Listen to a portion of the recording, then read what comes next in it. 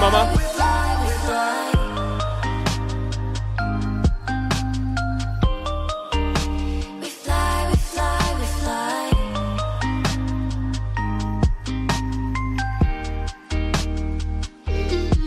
You say goodbye, that's okay. I don't even want it any other way. We go, we fly. You say goodbye, that's My okay. microphone's on. I don't Check want that it out. any other way. We fly, I didn't even we turn it fly, off. we fly. It happens. Boom, boom, boom, boom, boom, boom, boom, boom, boom, boom, boom. I don't even know if anybody's on here. Oh, I disconnected the wrong thing. Happens. Welcome, welcome. What is going on? Here we go.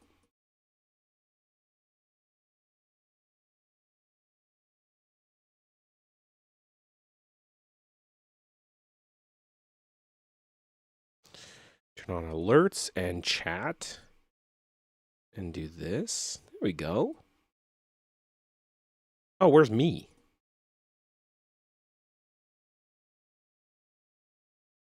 Do something like that. Ah, we made it. Oh my goodness. Way big.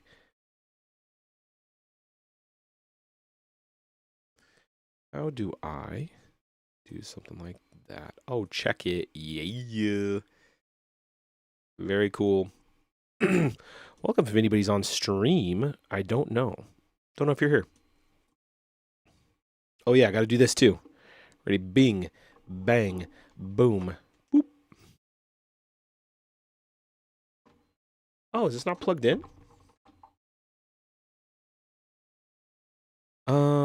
Oh, 1 second. I think I figured it out. Let's see. I think the Sword Wife. Hey, Sword Wife.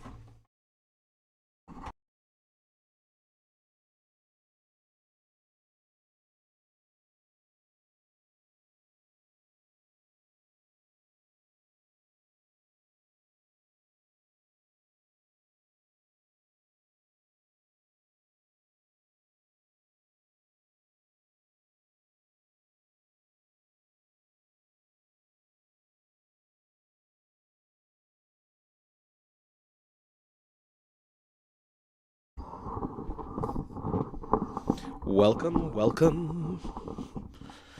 I don't know why you need a big image of me here while we read. I don't think we need it at all.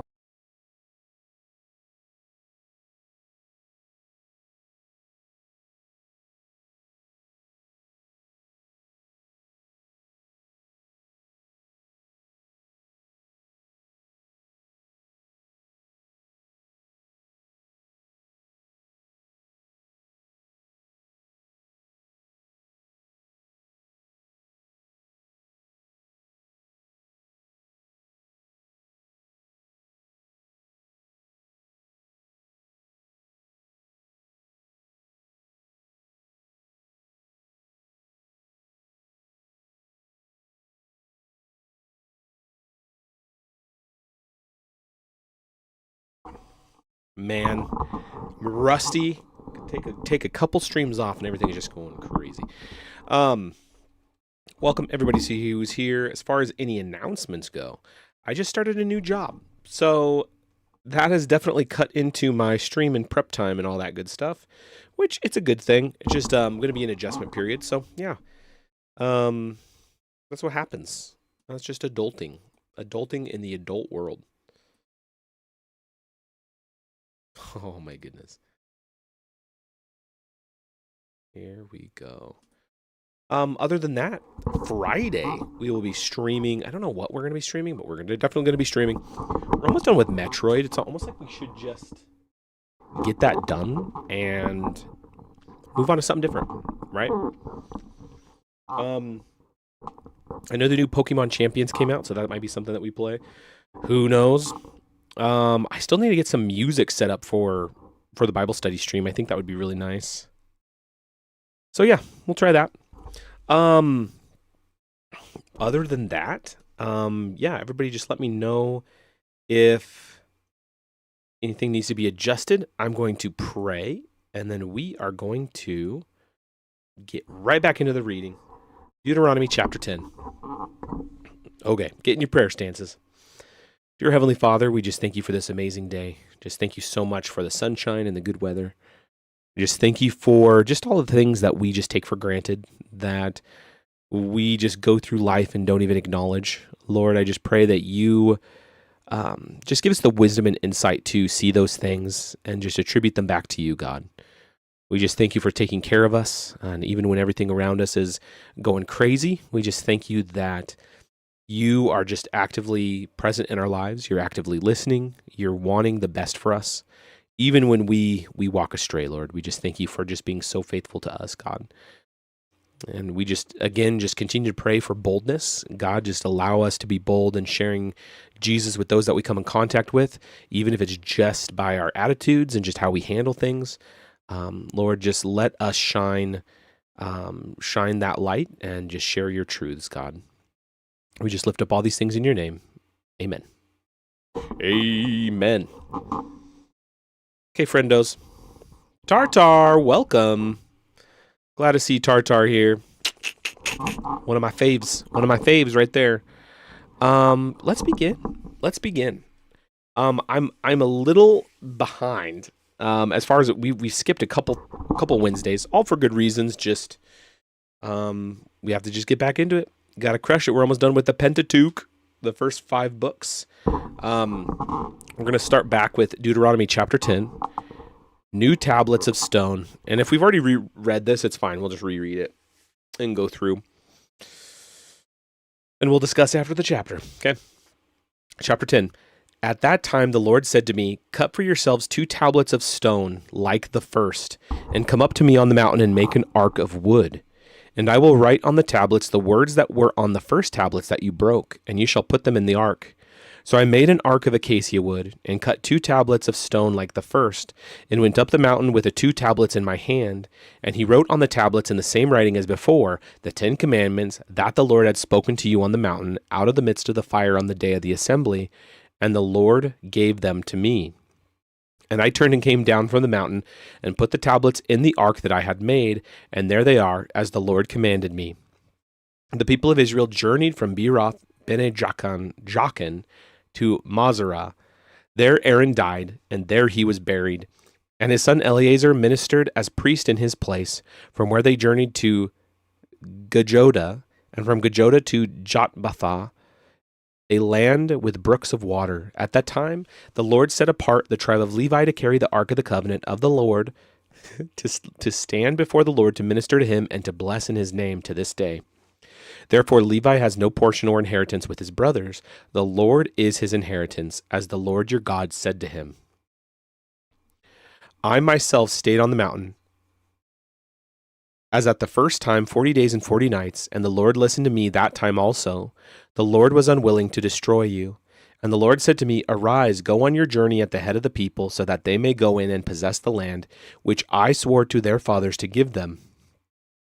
And now, Israel, what does the Lord your God require of you, but to fear the Lord your God, to walk in all his ways, to love him, to serve the Lord your God with all your heart and with all your soul, and to keep the commandments and statutes of the Lord, which I am commanding you today for your good?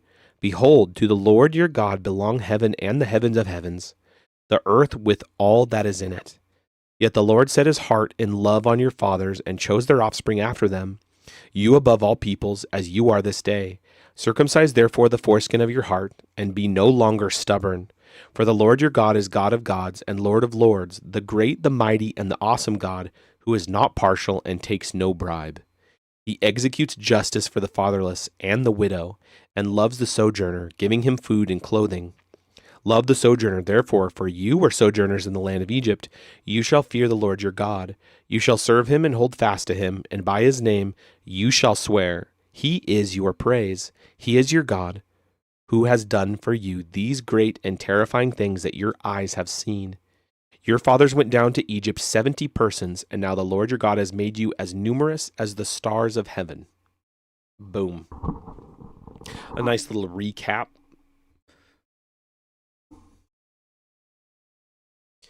Love and serve the Lord.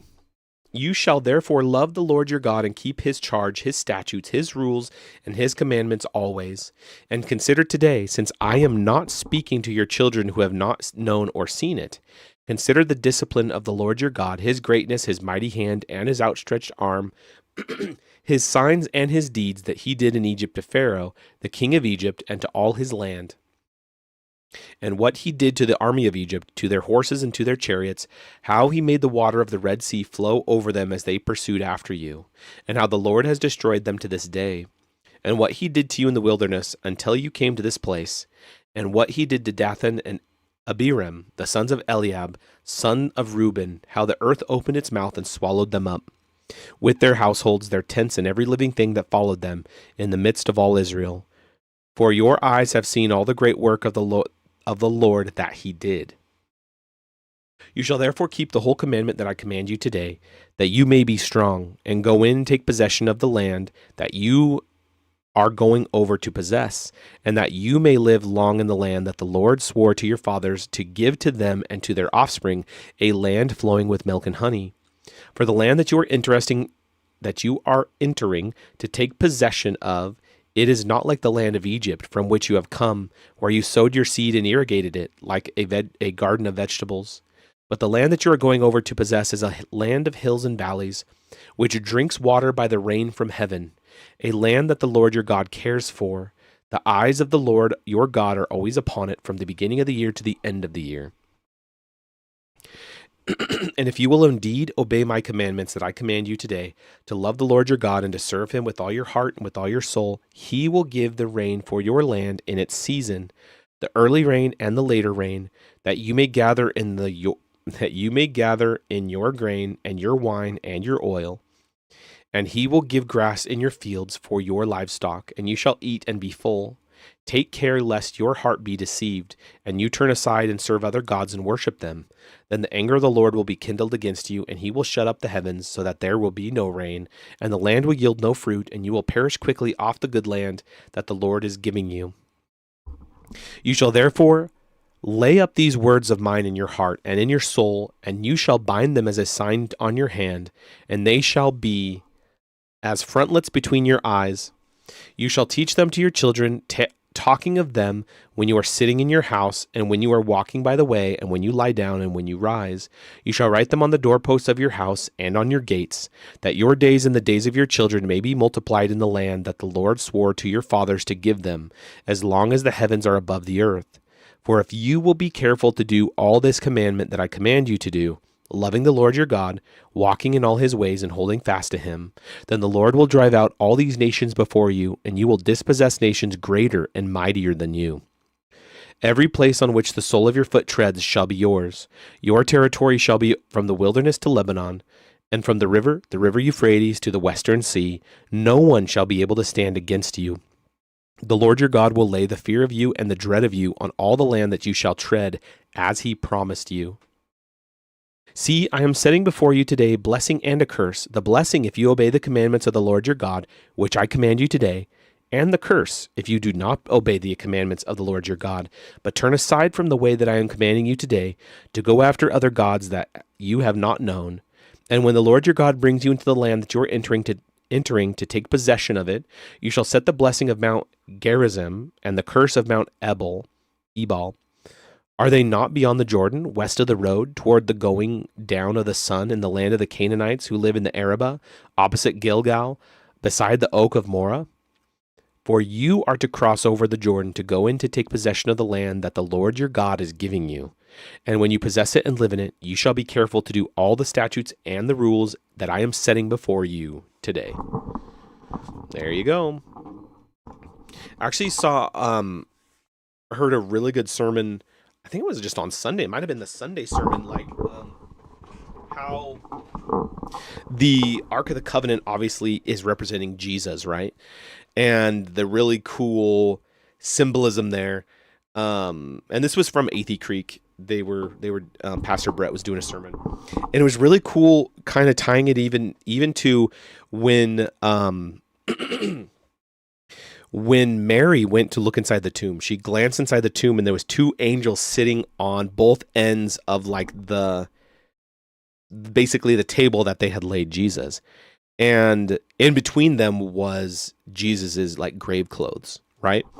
And it's like how on like the mercy seat, right, of the covenant was the two angels on one side, and you would put the blood in between them, and that is how you would commune with God. You would God would meet you there, like after you put the blood in between the two angels on the mercy seat, right?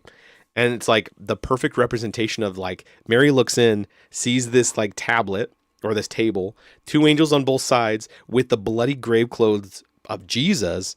And that is like the perfect representation of like, it's literally mirroring the Ark of the Covenant, right? And saying like, now, like Jesus is taking that spot of like, that is how you commune with God, is through Jesus, which is just really, really cool.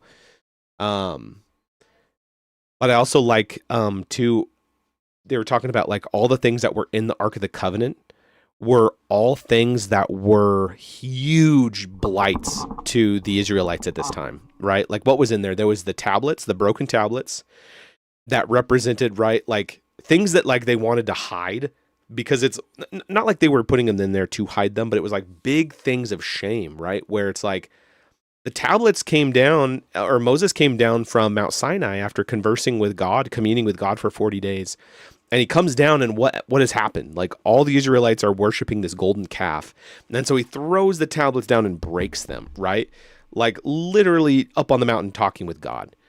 And there was something else that was there too, was the budding staff of Aaron, which was basically all these people were questioning, Moses and Aaron of whether they should be leading the Israelites or not. And so basically God's like, well, throw all the staffs down and I will basically show you who you should be following. And Aaron and Moses' staff started budding, like, right, shouldn't be growing at all. It's a dead piece of wood. And all those people basically, I don't know if that's when they got swallowed up by the earth. But anyway, whatever, just a show of force of like God basically was like, yeah, what I've shown you who you need to be following, and it's Moses and Aaron. So it's like that staff is in the ark as well. So all these different things. Oh, and manna. They put a bunch of manna, which basically they were cursed. Basically the manna represents them not even being able to go to the promised land because God gave them food and they grumbled the entire time. And it was literally a gift from God of like, no, you're getting food in the desert, like miraculous miracle food. And so all these things, right, kind of these big signs of shame and failure that the Israelites did, that they just was like, I just want to hide it away in the Ark of the Covenant, basically representing Jesus taking away all of that for our salvation later, right? It's like the perfect mirror image of all of that. And I just thought that was so interesting. And obviously it was all tied back into the resurrection, right? Because, Mary looks in after Jesus the third day, and he had already risen, right? And so it was cool. It was a really, really cool sermon. Just like the perfect representation. Yeah, it was like, how did they describe it? It was like all the stuff that were huge signs of failure and shame, but it was wrapped in a gold box and then like all prettied up. And yeah, it was just really cool. Cause yeah, they lined the whole ark in gold, and then sealed it. And then, yeah, that's Jesus. That's how Jesus handles our sin, right? You ask for forgiveness and Jesus answers. Like, yeah, takes away all that shame, all that stuff. Perfect parallel. You get it. Of course, I had to ban somebody. I banned somebody already. I don't know why my chat's not appearing online or on the screen. Maybe I'll refresh it.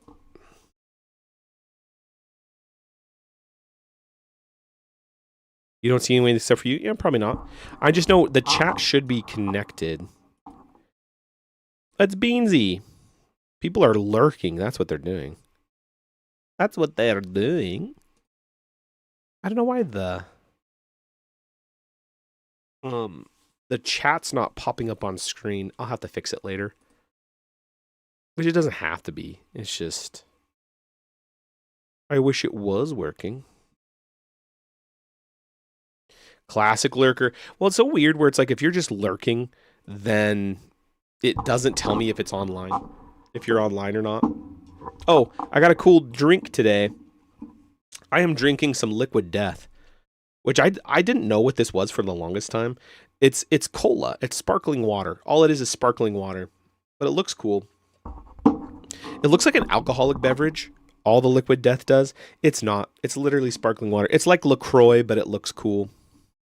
This is cola flavored because we don't want to drink soda, but we want to drink, like, I like the taste of Coca-Cola, and so does Sword Wife. So it's like, now we're trying to Killer Cola, Liquid Death, murder your thirst. They've obviously made Liquid Death like the edgy sparkling water, because LaCroix is just kind of nasty. It's like, yeah, but if they have cool packaging, it's like, yeah, they definitely got the branding done. It's not bad. For sparkling water, I think that's great. I spilled some on me. It's crazy. Okay, we'll get to the next.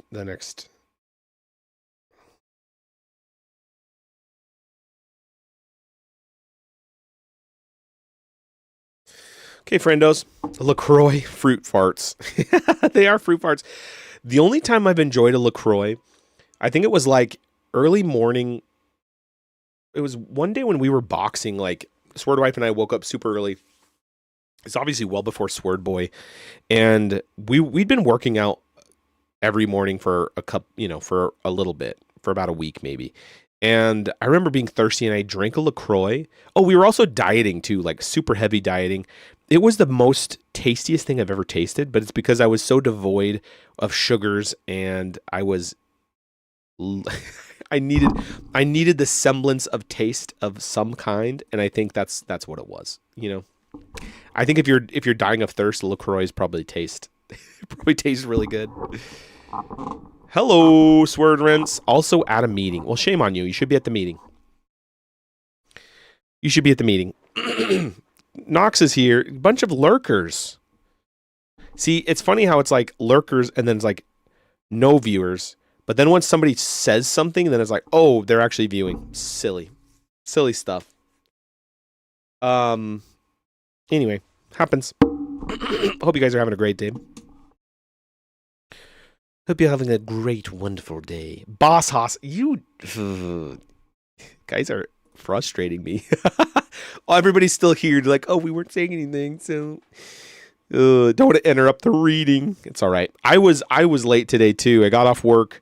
It's weird because I get off work at 5:30 and then I come home and I have to get stuff ready, and then Sword Wife was making dinner, and then I was late too. So I didn't give everybody the 5-minute startup like I normally do. Happens. It happens. Boss Hoss. Welcome. You always lurk. I know. I don't like it. I don't like lurkers at all. Like, I understand it. I personally don't like it. Shame. I'll pray for you. That's right. Cool. Oh, I wanted to read this orange text real quick before we get too far. On remembering and imparting these words to the next generation, see note on 6:7-9, as long as the heavens are above the earth. That is, forever. Yep. A poetic way to say forever. Very, just emphasize. Turkey lurkies. You can call them that. I'm not going to call them that. That's on you. Lurking happens, though. Okay. Deuteronomy chapter 12. How many chapters are in Deuteronomy? I looked at one point, 34. For some reason I thought we were going to be way sooner, but it's like, I guess, or way farther. But then that one time we didn't read very much, which is fine. Conversation is way more important. And then I took weeks off. So yeah, makes sense. Happens. Chapter 12, the Lord's chosen place of worship. Let's continue on. These are the statutes and rules that you shall be... Hold on.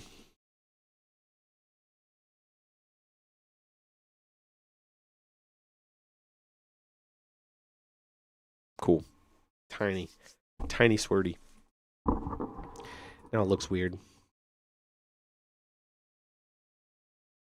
Oh no, what's going on here? It doesn't matter. It really doesn't matter. These are the statutes and rules that you shall be careful to do in the land that the Lord, the God of your fathers, has given you to possess all the days that you live on the earth. You shall surely destroy all the places where the nations whom you shall dispossess served their gods, on the high mountains and on the hills and under every green tree. You shall tear down their altars and dash in pieces their pillars and burn their asherim with fire. You shall chop down the carved images of their gods and destroy their name out of that place. You shall not worship the Lord your God in that way. You shall seek the place that the Lord your God will choose out of all your tribes and put his name and make his habitation there. There you shall go, and there you shall bring your burnt offerings and your sacrifices, your tithes and your contribution that you present, your vow offerings, your free will offerings, and the firstborn of your herd and of your flock. And there you shall eat before the Lord your God, and you shall rejoice, you and your households, in all that you undertake, in which the Lord your God has blessed you. You shall not do according to all that we are doing here today, everyone doing whatever is right in their own eyes, in his own eyes, for you have not as yet come to the rest and to the inheritance that the Lord your God is giving you.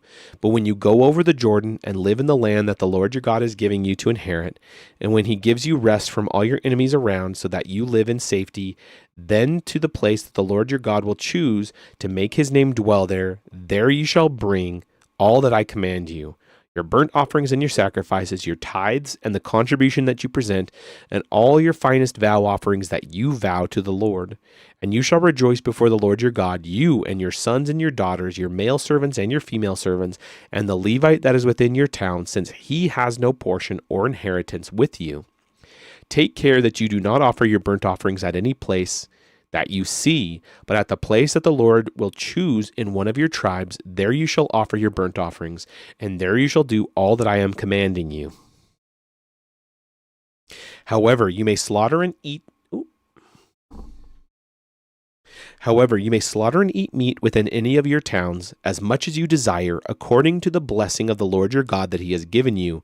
The unclean and the clean may eat of it, as of the gazelle and as of the deer. Only you shall not eat the blood. You shall pour it out on the earth like water.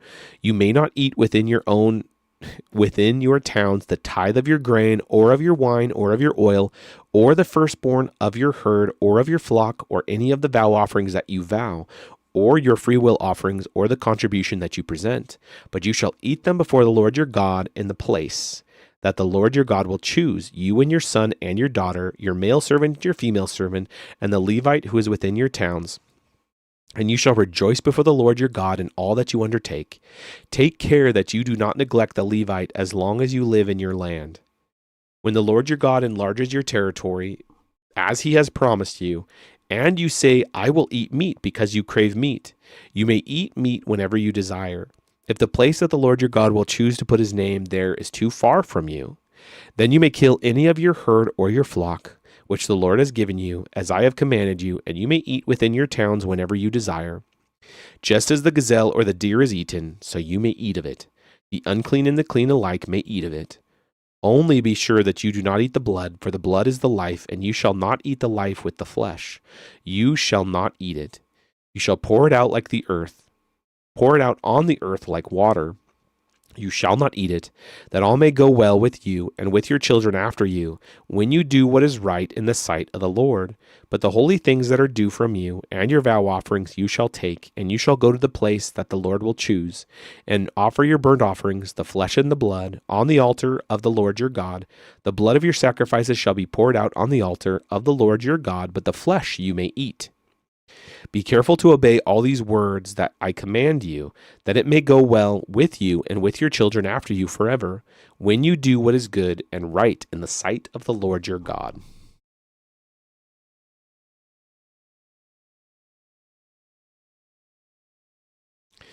When the Lord your God cuts off before you the lands whom you go in to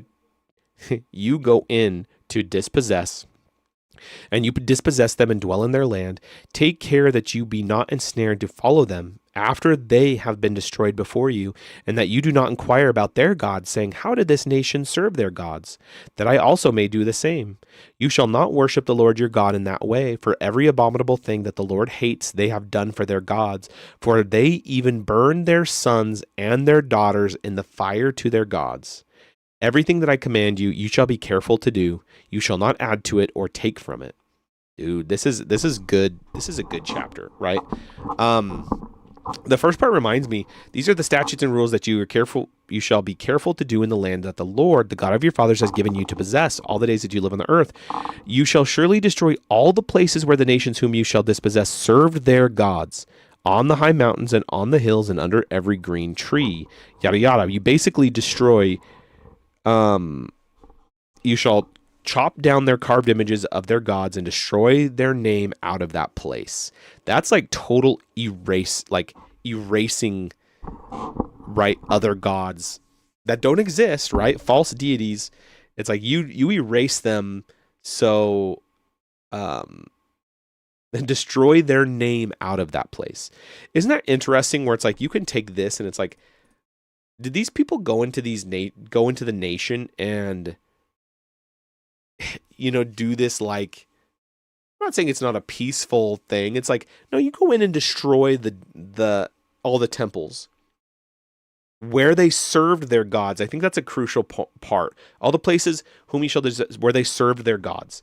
And then you look at the background on the very bottom, and it's like, because they have been doing every abominable thing that the Lord hates, they have done for their gods, even burning their sons and daughters in the fire, right? It's like, I just feel like this, I know everybody kind of goes like, oh, we need to do this again, right? It's like, there's a time for like going in and being like, hey, will you guys just not follow your gods? Will you not be doing these bad things? It's like, no, their whole plan was to go in and wipe these false deities, probably demonic entities, right? Just destroy them. Destroy the places where they were being worshipped and erase their name from the land, basically. And then it tells you, it's like, oh, well, that's so sad. Like, that's erasure of their culture. It's like, no, look what they were doing. They were doing literally everything. Think of this. It doesn't just say, yeah, they were doing some stuff that God hates. No, it says, for every abominable thing that the Lord hates. Every abominable thing. So they give one example of just they're burning their sons and daughters in the fire, right? Isn't that like a Baal, or like what's the other one? The Moloch, right? It's kind of like they were basically murdering babies. And it's like, that's one thing. It says every abominable thing. There's a ton of other abominable things that they were doing, right? It's like, this is what you do to that level of depravity. Apart from, because there's no global flood, right? It's already been done. You go in and eradicate it and erase the name of the false gods. That is crazy. And it even says, don't like dabble in them. See, this is something that I know a lot of like non-believers say, or even just in other religions, where it says, oh, well, you got to give our religion a chance. Like, you got to dabble in it. Like, that's something that Swordwife and I have talked about too, of like, do you need to read other books? Do you need to read the Quran? Do you need to read the Book of Mormon? Do you need to read all these other books to understand them? It's like, I think sometimes, yes. Like, if that's what the Lord's leading you to do, absolutely. But normally, should you be doing that? No, not at all. And then the non-believer will use that as being like, oh, well, you're not intolerant. Like, you're not taking in all the other facets. How do you know what's right or wrong? It's like, that is such a devil tactic, right? Like, that's literally what Satan did at the Garden of Eden.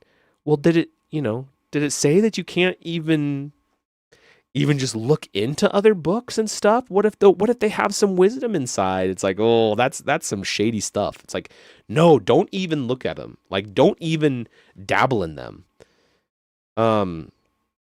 You do not inquire about their gods. And I like that it says take care. It's almost like guard your heart, because your heart is very precious. It's like, be very, very careful that you do not be ensnared to follow them after they have been destroyed before you, that you do not inquire about their gods, saying, how did these nations serve their gods, that I also may do the same. It's like, I think that's the sympathy, right? Like, it's almost like a sympathetic, like, oh, well, it's a culture thing. We don't want to lose their culture. It's like, how did they serve? I want to honor them by how did they serve? How did they think about this? And it's like, it just says ensnared, be not ensnared. I think it is sad too, because there's often a lot of people who, in the church who, oh yeah, I was a part of the church, but I'm now this. All right. I'm not a Christian anymore. I'm this religion.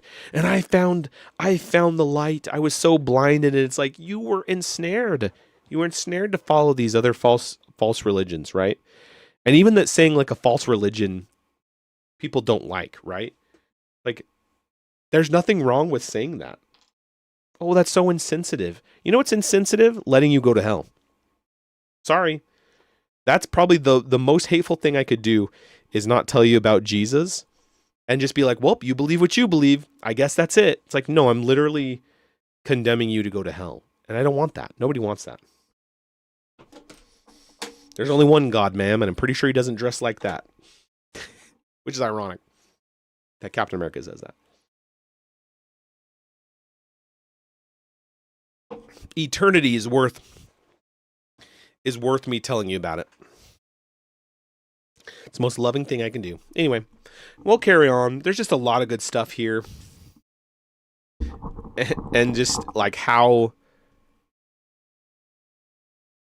like, if there's something that's evil, it needs to be destroyed. If there's evil in our own bodies, what are we commanded to do?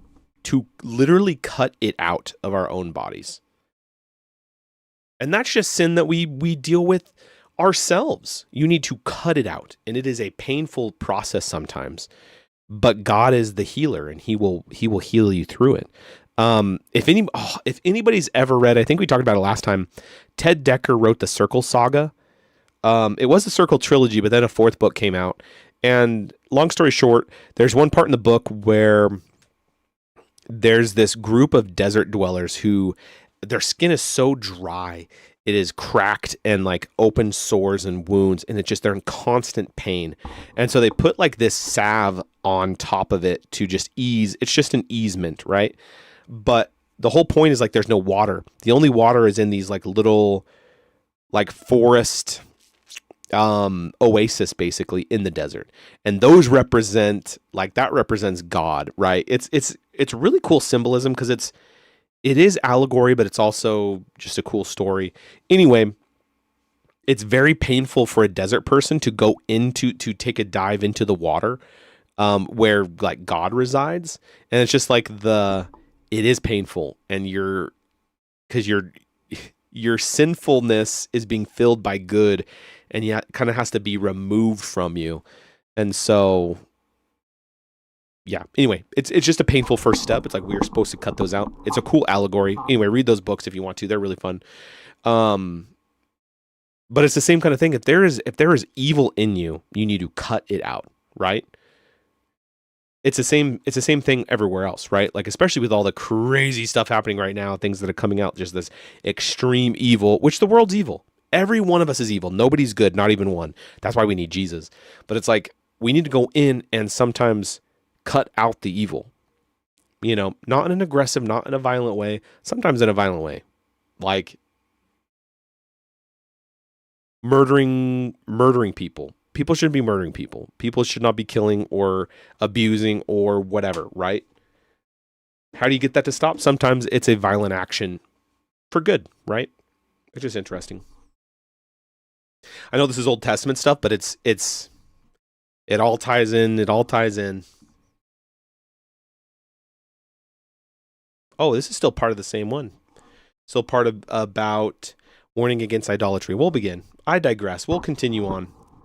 If a prophet or a dreamer of dreams arises among you and gives you a sign or a wonder, and the sign or wonder that he tells you comes to pass, and if he says, let us go after other gods which you have not known, and let us serve them, You shall not listen to the words of that prophet or that dreamer of dreams.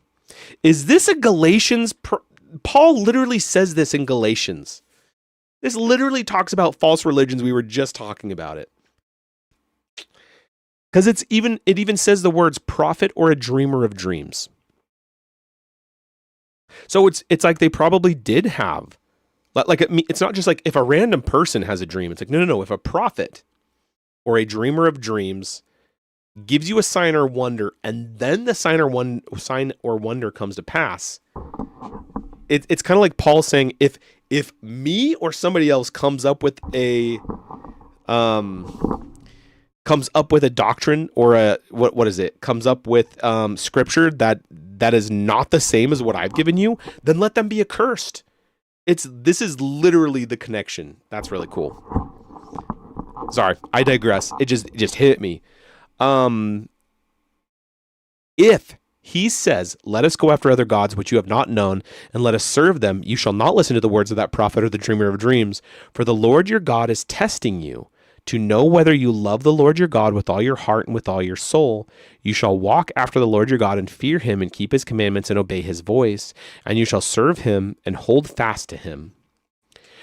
But that prophet or that dreamer of dreams shall be put to death, because he has taught rebellion against the Lord your God, who brought you out of the land of Egypt and redeemed you out of the house of slavery, and make you leave the way in which the Lord your God commanded you to walk. So you shall purge the evil from your midst. That is a crazy call, right? Which makes sense. Like, I wonder if this ties to a bunch of people today, of people who have left the church, who I believe know the goodness of God and who has felt the Holy Spirit. And that's hard to say because you don't really know, right? Anybody leaving the church, you can always say like, well, were they really a Christian? It's like, you got to think that they were feeling something like, and nobody really knows for sure. It's like, have they felt the prompting of the Holy Spirit? Because I feel like if you've truly felt God moving and talking and the Holy Spirit working inside you, it's like, you couldn't deny, right? It's almost like the apostles, right? You're not going to deny God's goodness because you know the truth. You've actually felt it, right? And so, yeah, it's interesting. It's like if this also includes people who've were Christians and then they basically renounced their faith and then took a bunch of people with them, basically saying, nope, this isn't a good thing. It's like, that's not a good deal. I think when judgment comes, that's going to be really, really bad for you.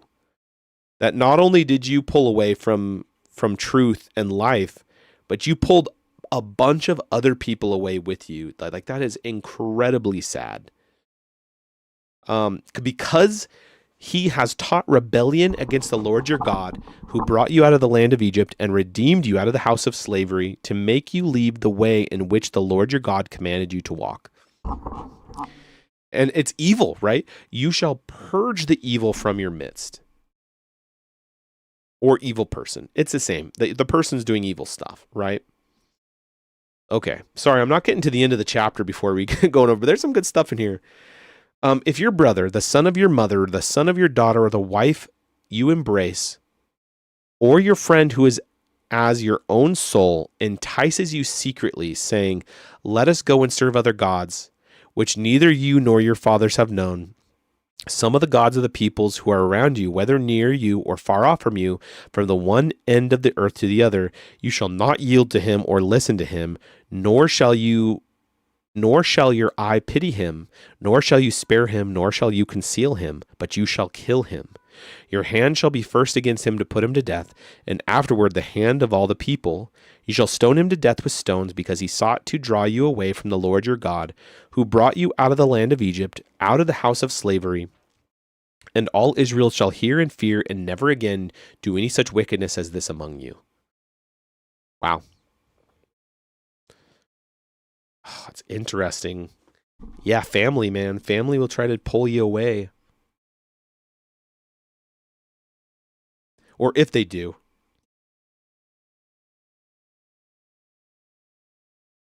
Oh, I'm going to read this orange text. In this second scenario, the stakes are higher in that the rebellious person may be a relative, spouse, or your friend who is as your own soul. Allegiance to the Lord is to take priority even over such close and beloved personal relations.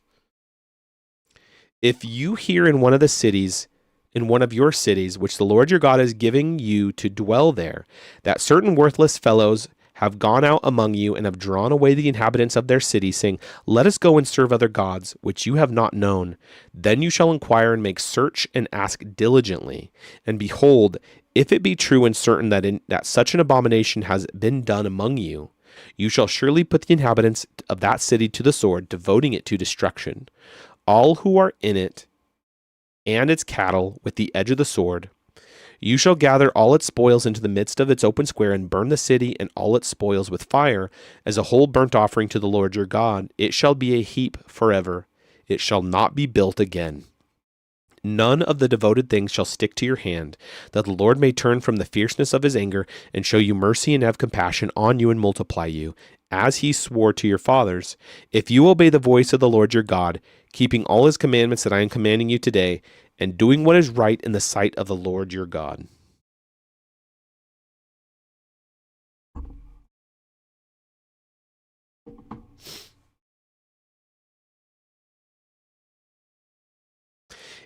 It's interesting that certain worthless fellows have gone out among you and have drawn away the inhabitants of their cities, saying, let us go serve other gods. Worthless fellows. That's an interesting...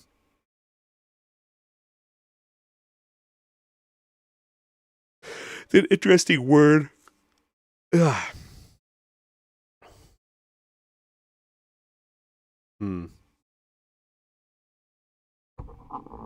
Yeah, it's kind of the same thing, right? If anybody is taking you like, hey, we should go serve other gods, right? It's like, I like that. I wonder, like they say worthless fellows, but it's different than family, right? Because you love family. It's almost like worthless fellows. It's like they're just random people that are just trying to, like, you have no allegiance to them. You don't even know them. They just come out, oh, hey, let's go. Let's get out of here. We need to serve this. You know what I mean? Like, that's interesting. Then you shall inquire and make search and ask diligently. And behold, that if it be true and certain that such an abomination has been done among you, you shall surely put the inhabitants of that city to the sword, devoting it to destruction.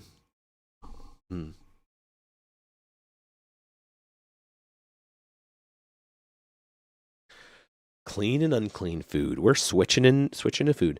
You are the sons of the Lord your God. You shall not cut yourselves or make any baldness on your foreheads for the dead. For you are a people holy to the Lord your God, and the Lord has chosen you to be a people for his treasured possession out of all the peoples who are on the face of the earth. You shall not eat any abomination. These are the animals you may eat: the ox, the sheep, the goat, the deer, the gazelle, the roebuck, the wild goat, the ibex, the antelope, and the mountain sheep. Every animal that parts the hoof and has the hoof cloven in two, and chews the cud, among the animals you may eat. Yet of those that chew the cud or have a hoof cloven you shall not eat: the camel, the hare, and the rock badger, because they chew the cud but do not part the hoof, are unclean for you. And the pig, because it parts the hoofs. It parts the hoof, but does not chew the cud, is unclean for you. Their flesh you shall not eat, and their carcasses you shall not touch. Of all that are in the waters you may eat these. Whatever has fins and scales you may eat. Whatever does not have fins and scales you shall not eat. It is unclean for you. Like an eel. Actually, eels do have a fin, don't they? Maybe not. I don't know. Seems slimy, yet unsatisfying. You may eat all clean birds, but these are the ones that you shall not eat: the eagle, the bearded vulture, the black vulture, the kite, the falcon of any kind, every raven of any kind, the ostrich, the nighthawk, the seagull, and the hawk of any kind, the little owl and the short-eared owl, the barn owl and the tawny owl, the carrion vulture and the cormorant, the stork, the heron of any kind, the hoopoe, and the bat. My favorite bird, the bat. And all winged insects are unclean for you. They shall not be eaten. All clean winged things you may eat. You shall not eat anything that has died naturally. You may give it to the sojourner who is within your towns, that he may eat it, or you may sell it to the foreigner. For you are a people holy to the Lord your God. You shall not boil a young goat in its mother's milk. Tithes. You shall tithe all the yield of your seed that comes from the field year by year, and before the Lord your God, in the place that he will choose to make his name dwell there, you shall eat the tithe of your grain, of your wine, of your oil, and the firstborn of your herd and flock, that you may learn to fear the Lord your God always. And if the way is too long for you, so that you are not able to carry the tithe when the Lord your God blesses you, because the place is too far from you, which the Lord your God chooses to set his name there, then you shall turn it into money and bind up the money in your hand and go to the place that the Lord your God chooses and spend the money for whatever you desire, oxen or sheep or wine or strong drink, whatever your appetite craves. And you shall eat there before the Lord your God and rejoice, you and your household, and you shall not neglect the Levite who is within your towns, for he has no portion or inheritance with you.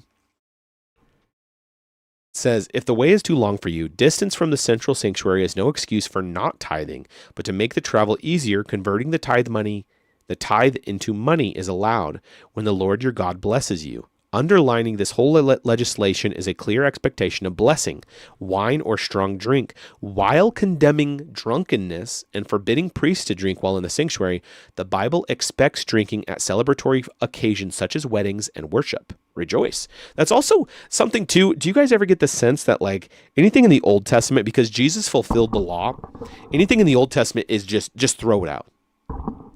Like I punch myself. That's kind of how I've seen the Old Testament at times, and it's like, no, but there's still truth that you need to follow, right? Kind of like getting evil out, right? But this is something too. It's like, should you drink? It's like there's nothing against drinking, right? There's nothing against this kind of stuff, and this even proves it, right? It's like just don't get drunk. There's drunkenness is a sin. Overindulgence is a sin. Now, I think even if you're not getting drunk and you're substituting alcohol for doing other things, right? It's like that's obviously that's sin. You know what sin is going to be like. Now, if you know that you have a propensity for alcohol, you shouldn't even touch it at all, right? My one of my mentors, it's kind of a really cool thing. It's like never touched alcohol in his life, but because he knows that his family he might have a history of like addiction and stuff, chooses not to do it.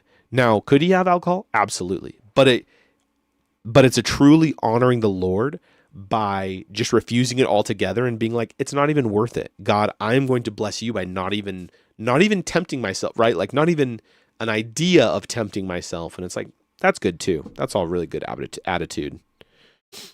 That's probably the best advice I've ever heard from that man was, if you're ever on the fence about something, just don't do it, because you're honoring the Lord that way, whether it's good or not, because God could say, oh yeah, this is good.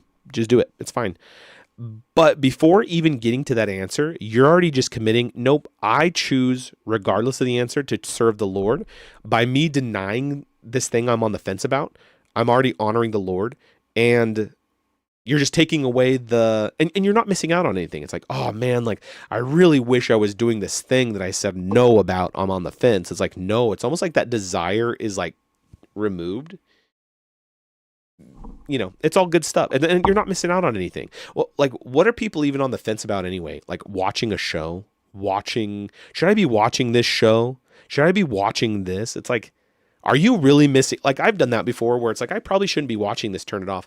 I've never felt bad about not watching a show that I'm never, you know what I mean? Like I'm never like, oh man, I really missed that I didn't watch the end of this show. It's like, no, like, yeah, God kind of satiates that.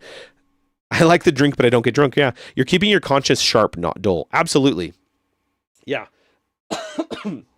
Ironically, I think being sober-minded has less to do with being inebriated, but it totally ties in, right? Like if you're inebriated, then your conscience isn't sharp. You're right, Voxel. And you're more apt to do stupid things. I also think being a sober mind is not being like anger. Anger for me has a a sober-mindedness effect, especially as guys. I don't know if anybody can attest. And also like lust is also really, yeah. What about this? I think, okay, we talked about what? Lust, drunkenness, and anger. What do those three things do? Right? No, we don't, not getting vulgar, but it's like those are things that like get your like heart and your blood pumping like out of rage or whatever, getting fired up, right? And your heart is the most like, what is it? Your heart is the most not mischievous. What is it? You can't trust your heart. It's the most untrustworthy thing. Don't trust your heart at all. No matter what Disney says, don't trust your heart because it's always bad. That makes sense that they're all tied together. Don't trust your heart, but what does your heart do? It's in charge of your blood flow. It's in charge of your circulatory system. Well, when your blood is pumping through alcohol, lust, anger, it makes sense that you're going to be driven by not a sober-mindedness, right? You're going to be driven by emotion, right? I don't think that's coincidence. It says your conscience doesn't tell you what's right and what's wrong. It tells you to do the right thing. It tells you to do right and not to do wrong. You must educate your conscience with the word of God. Absolutely. Absolutely. Yeah, Boss Hoss, it's like I've had those days and it takes you down a dark path. 100%. 100%. Yeah. Yep. Yep. It's interesting, especially when, because your brain can be tricked to, it's like, oh, I'm just going to have a drink, and it, and for some reason, like, that did actually feel good. It's just a slippery slope, right? Then the next time you're doing it because you need it, right? And when you get to that point, it's almost too late. Yeah. It's hard stuff. Oh. Uh-oh. Oh, no. Oh, here we go. Come on, you.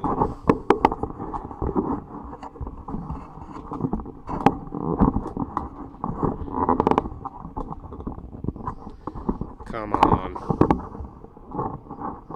Oh, there we go. Oh, sorry, friends. I gotta tighten this. Anyway, long story short, all I'm saying is if you're on the fence about something and you're bringing it to the Lord, just don't do it. Because the only reason why you're not doing it is to please the Lord. And the Lord knows that. And he's going to bless you through that. And he's going to take away that desire that you had in the first place. There we go. There we go. What was the other analogy too? It's like, don't be on the fence with God either. Because on one side's God and the other side is Satan, but Satan owns the fence as well. And it's the biggest fallacy. It's like, just choose God. Just choose God. I've done that about video games too. It's like, play a video game, movies, video games. That's kind of the smallest low stakes decision that you have to make, right? As a Christian, should I be watching this? Should I be playing that? Just don't do it, right? Makes it easy. Might hurt for a little bit, like, I'm really missing out. Doesn't matter. You're doing it for the Lord. You're pleasing the Lord. He has better, more exciting things for you. For sure.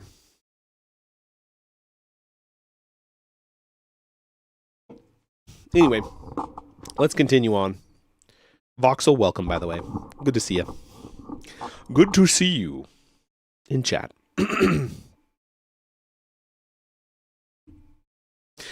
Also, do the Levites, correct me if I'm wrong, I just want to have a conversation about it. The Levites don't have a portion because they're already in charge of, like, they're already getting like a blessing basically. Is that kind of the same analogy of like teachers? Like if you're a pastor, where it's like basically your gift, it's like they're in this special place. I'll have to look it up, so don't quote me on this. I'm just trying to externally process. It's like they basically, people coming up to them and say, hey, that was a really good sermon that really encouraged me. It's like, that is your gift, right? Is like the people of the world like get to congratulate you. I'm saying it really, really bonkers, but it's kind of like that same presence where it's like, as a teacher, you're held to such higher standards because you're preaching the word, but your like kudos is the world is giving you kudos. Or something like that. I wonder if that comes from the Levites, like from this line. where it's like they do not have a portion or inheritance with you. I'll have to do research because I don't know if I'm explaining it correctly, but I think I know what I'm talking about. Or I think I know what I'm thinking about. I definitely don't know what I'm talking about all the time. Anyway. I'll see. I'll look it up.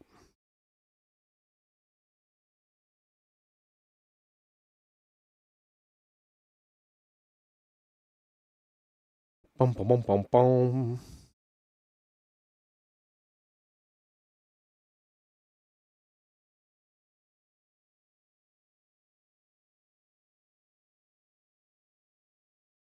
I know it's hard to look it up while on stream because like we got stuff to read. I'll do some research about it on my own time. Because yeah, I don't know enough about it to speak on it. I just didn't know if anybody had anything about that to confirm. We're going to chapter 15, the sabbatical year. At the end of every 7 years, you shall grant a release, and this is the manner of the release. Oh, look at that. We got a Matthew 5 from Voxel. I'll read that real quick. I wish that it wasn't LSB, but that's all right. The Levites were the priests in charge of the tabernacle. Right. Yeah. It says, and when you pray, you are not to be like the hypocrites, for they love to stand and pray in the synagogues and on the street corners. Oh, come on. My chat's being weird. So that they may be seen by men. Truly, I say to you, they have their reward in full. Right. That's different. I'm talking about like actual good biblical preachers, not... Oh, you can say it. Oh, that's amazing. When you pray, you are not to be like the hypocrites, for they love to stand and pray in the synagogues and on the street corners. Right. I'm talking about actual preachers, not these guys. Obviously, these guys, they get their reward in full because they don't get some. And I wasn't saying something of like actual biblical preachers don't get anything in heaven either. But it's like there was something about it. I'll have to find the exact point I'm trying to make. I don't know exactly where it says, but yeah, obviously the people who are faking it and, you know, being charlatans basically just so they can be seen by men. Yeah, they're going to get, yeah, that's all they get. But they also don't get to go, they don't get to, well, I don't know if they're going to go to heaven or not, these people, like the hypocrites. But yeah, interesting. Might be the same kind of premise. Whatever. I'll figure it out. That is a good verse though. I'll kind of see what I'm talking about. For it's written in the law of Moses, you shall not muzzle the ox while he is threshing. God is not concerned about oxen, is he?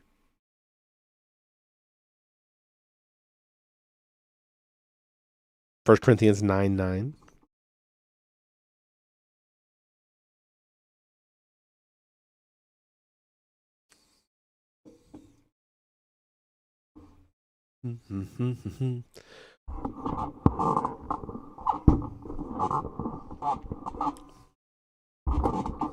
And how does that apply, Voxel? What were you gonna? I guess the context of that verse is about the minister getting his wages. Right. I don't know how that. You shall not muzzle the ox while he is threshing. What does threshing mean?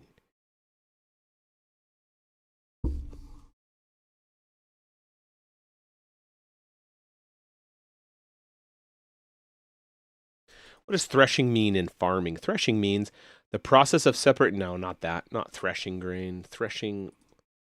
What does threshing mean? Or oxen. Of course, it's. Oh, got it. So it is about grain, where it's like threshing refers to the agricultural process of separating grains from the husks and straw, typically performed on a threshing floor where oxen would tread over the grains to loosen the edible part known as the kernel from the inedible chaff. So it's like, yeah, you shall not muzzle the ox while he is threshing.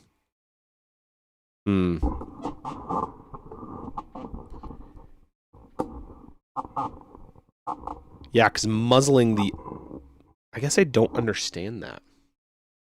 And that's why we're here, to understand things. When you don't understand things, we can look it up.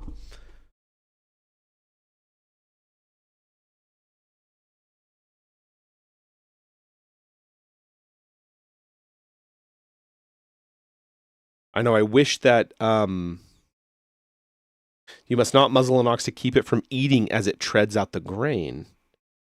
In another place, those who work deserve their pay. Strange laws of the Bible. They have a bunch of stuff on here. And that was even in 1 Timothy too. Oh, that's what you're looking up. Yeah, I was just looking at 1 Timothy. This is Bible Hub. Oh, this is just, it shows that. Yeah. Right.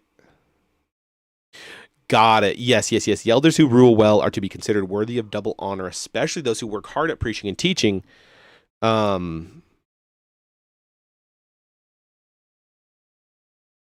Right. Yeah, it's almost like, how I explained it, it was almost like, well, they don't get anything extra. It's like, no, what they're doing is very rewarding, right? They're getting their reward right up front because they're, teaching, preaching. Okay, that makes a little more sense. I know I didn't describe it very well, but I think that's probably where I'm getting what I'm talking about. Boom! Look at that, Voxel keeping me, and I don't know if Knox is seeing that. See, all we need to do is put the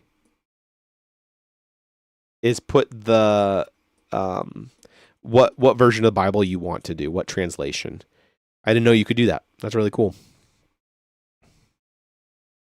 Boom. It's because Voxel is a chapter verse master. He knows the stuff. It's good. Good stuff. The sabbatical year. We're going to move on. But yeah, please keep throwing stuff in. I still don't know why the chat is not being. Oh, I know why. Because I'm silly. And I forgot because I haven't streamed for so long. If I pop out the chat. Okay, try something now. Oh, there it goes. There's supposed to be a way to set the channel default, but I did it. I did that. Check it out. So I'll do 1 Timothy. What was it? 5:17 and 18. So I set the. Oh, there you go. I was just trying to do that. There we go. ESV. I'll try it on my end. So mine is set to ESV, but if somebody else does it, it messes it up. What I mean is like what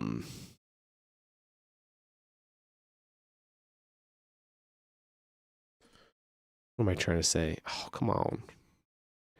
Is when other people, I have the default set to mine, so when I say a verse, it'll pop up with ESV, but anybody else who says a verse, it doesn't change the default. And I've looked online. I might have to look at it again.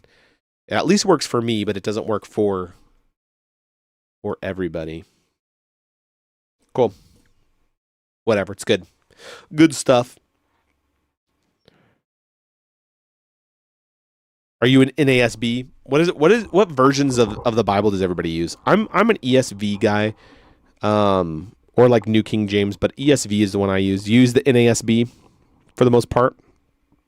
It's just interesting seeing what people read. NLT, nice, New Living Translation.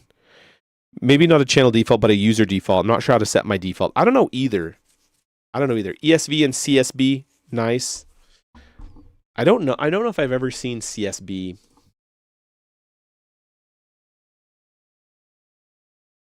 Oh, Christian Standard Bible. I like looking at like the charts. What is it? The Bible translation chart, which talks about.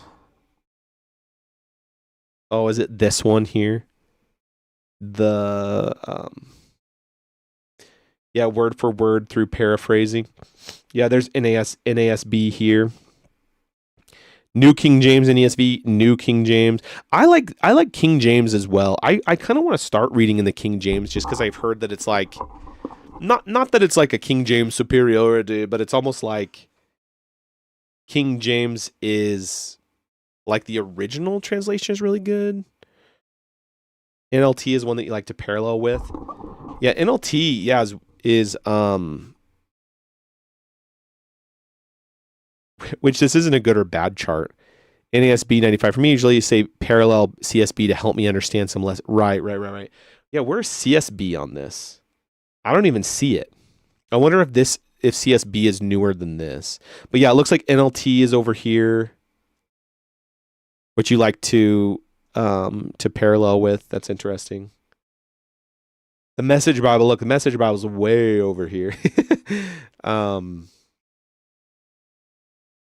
Interesting. Interesting. And I didn't know the NASB was more word for word than the ESV. And then King James Version, New King James Version. Interesting. Yeah, it's good. It's good stuff. Wanted to see where the CSB stands. I don't know if it's in these, if it's too new. Yeah, all these are going to be the same. It doesn't matter. It doesn't matter at all. It's just interesting. I think that's cool. Thank you guys for sharing. Look at that. Boom. I heard the CSB is directly in the middle of the chart. It definitely could be. Christian Standard Bible. Have you guys heard of is it chicken? What's the language that they speak in Hawaii? Not Hawaiian. Don't say Hawaiian. Come on. And what's that one? I use this chart, but you notice the domain. Oh, interesting. Contains Mormon.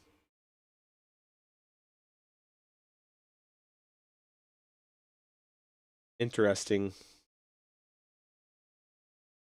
Oh, weird. Say they have KJV, King James before ESV. I don't even see CSB on here. Interesting. I don't even know what these are.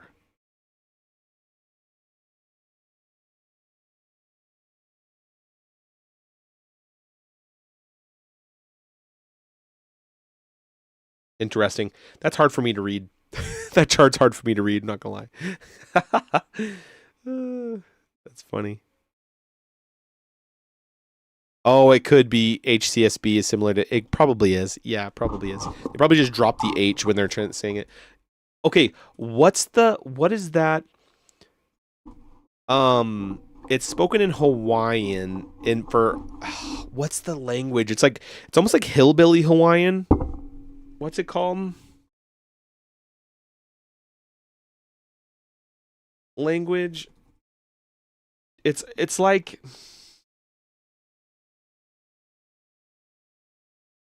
is it like chicken? No, it's not called chicken. What is it called? I have to figure this out.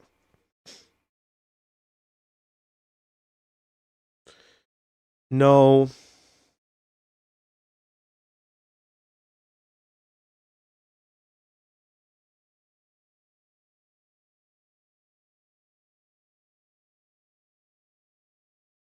Oh, what is it called? I need to text my friend who lived in Hawaii for a while. Pigeon, thank you. Yes, it's pigeon.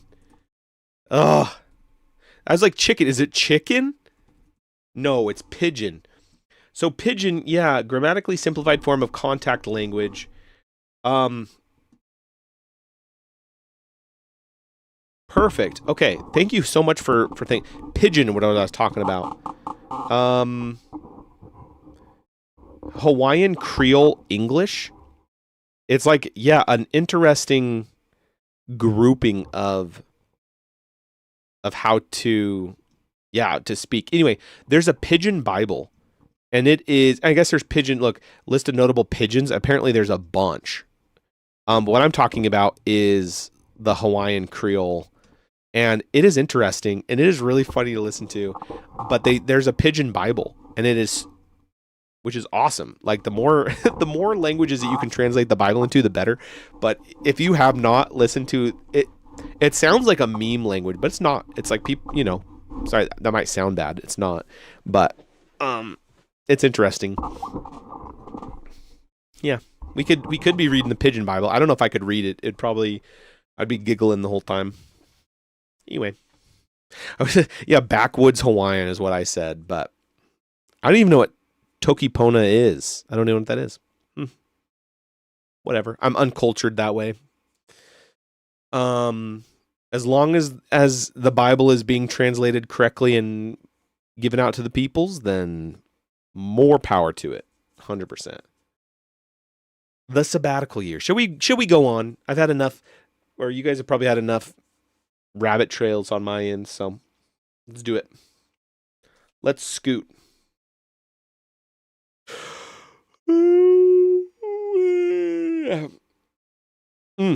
Sorry about it. The sabbatical year, chapter 15. At the end of every 7 years you shall grant a release, and this is the manner of the release. Every creditor shall release what he has lent to his neighbor. He shall not exact it of his neighbor, his brother, because the Lord's release has been proclaimed. Of a foreigner you may exact it, but whatever is yours is with your brother, your hand shall release. But there will be no poor among you, for the Lord will bless you in the land that the Lord your God has given you for an inheritance to possess. If only you will strictly obey the voice of the Lord your God, being careless to do all this commandment that I command you today. For the Lord your God will bless you, as he promised you, and you shall lend to many nations, but you shall not borrow. And you shall rule over many nations, but you shall not rule over you. But they shall not rule over you.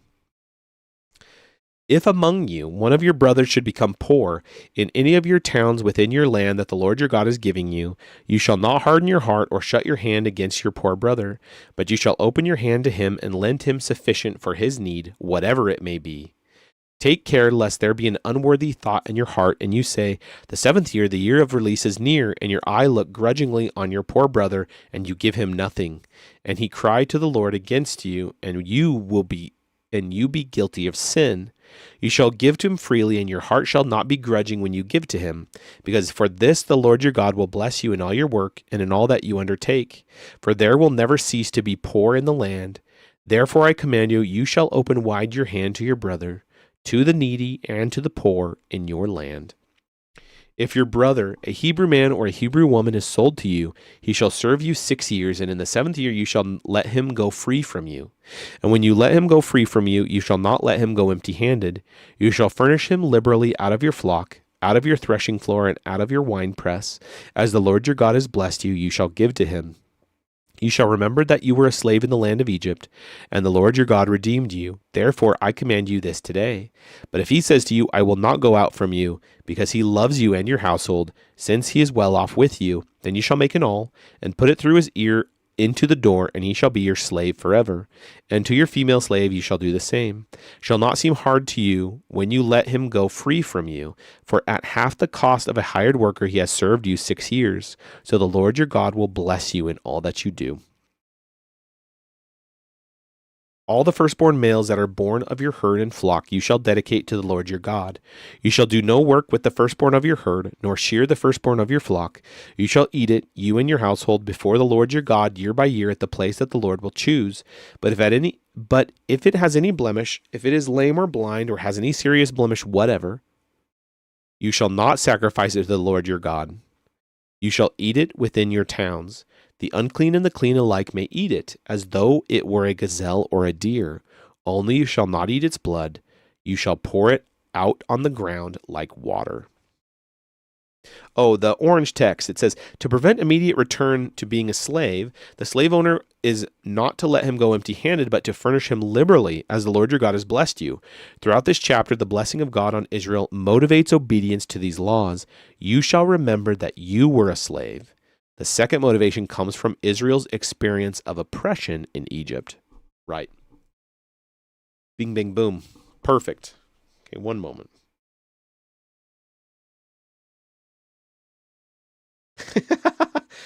Dude, I'm not reading this. Somebody texted me John 3:16 in Pigeon, and it's really funny. I want to see. Oh man. I can't read it because it's almost like me reading it is like me making fun of it, but it's not. We just need because it is very Creole focused. It's almost like we need Gambit from X-Men to read it because that's his language. It's like almost like you can't understand it if somebody said it to you. It was Tartar, by the way. Tartar's texting me, and we're supposed to be reading the Bible. I'll call it out. I'll call it as I see it. It's really funny though. I'm just trying to read it, and it's getting me. It's tripping me up. Okay, I was supposed to look something up. I am blessed by you, yes.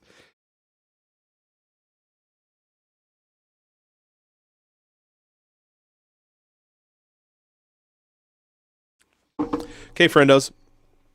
That is really funny. I want to see if I can do pigeon. John 3:16. Pigeon.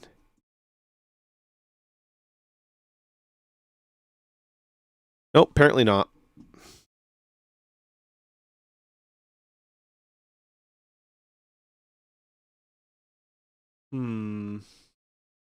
HPB. Oh goodness. Okay. John 3:16. HPB.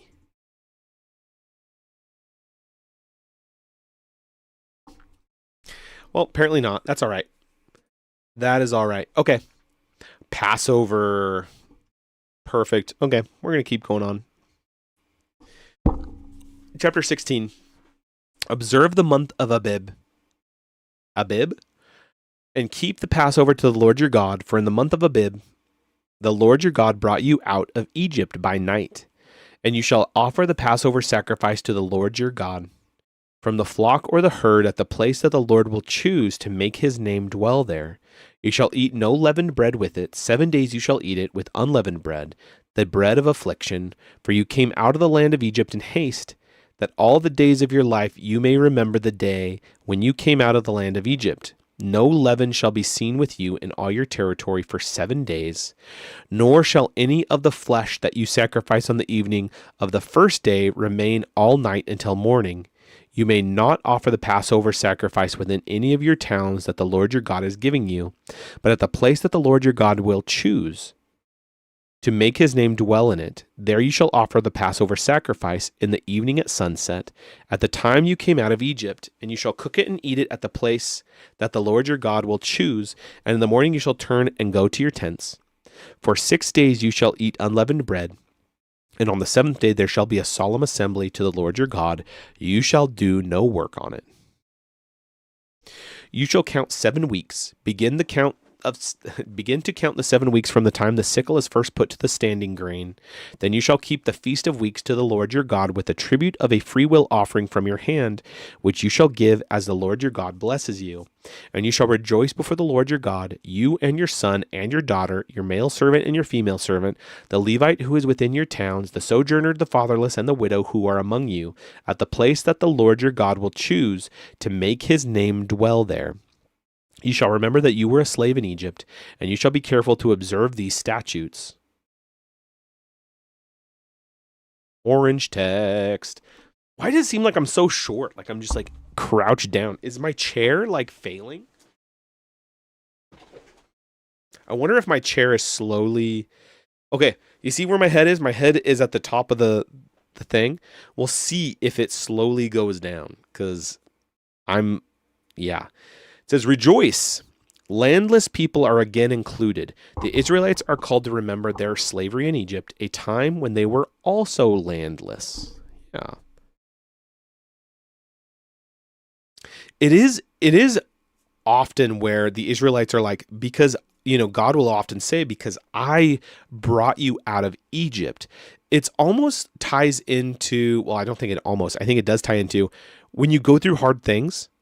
Right? It's like, it's a way to remind you that God's there and brings you through those times.